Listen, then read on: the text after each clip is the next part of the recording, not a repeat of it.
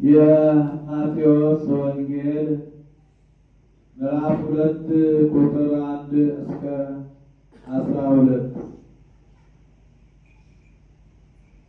ኢየሱስም በይሁዳ ቤተልሔም በንጉሡ በሄሮድስ ዘመን በተወለደ ጊዜ ነው። ሰብአ ሰገል የተወለደው የአይሁድ ንጉሥ ወዴት ነው? ኮከቡን በምስራቅ አይተን እንሰግድለት መጥተናልና እያሉ ከምስራቅ ወደ ኢየሩሳሌም መጡ። ንጉሡ ሄሮድስም ሰምቶ ደነገጠ።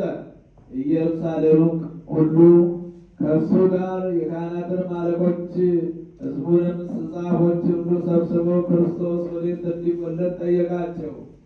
እነሱም አንቺ ቤተልሔም የይሁዳ ምድር ከይሁዳ ገዢዎች ከቶ አታንሺም፣ ሕዝቤን እስራኤልን የሚጠብቅ መስፍን ካንቺ ይወጣልና ተብሎ በነቢይ እንዲህ ተጽፏልና በይሁዳ ቤተልሔም አሉት።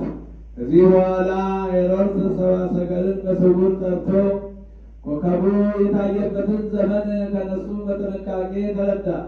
ወደ ቤተልሔምን እነሱን ሰደው ሂዱ፣ ስለ ሕፃኑ በጥንቃቄ መርምሩ፣ ባገኛችሁትን ጊዜ እኔ ደግሞ መጥቼ እንድሰግድለት ንገሩኝ አላቸው።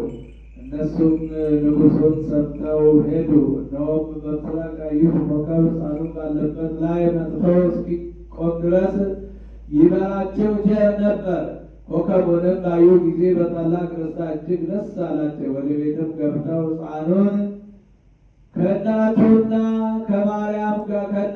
ከማርያም ጋር አዩት። ወድቀውም ሰገዱለት። ሳጥኖቻቸውንም ከፍተው እጅ መንሻ ወርቅና ዕጣን ከርቤ አቀረቡለት። ወደ ሄሮድስም እንዳይመለሱ በሕልም ተረድተው በሌላ መንገድ ወደ አገራቸው ሰማይና ምድር ያልፋል፣ ቃሌ አልፍ አለ ጌታ ለደቀ መዛሙርቱ።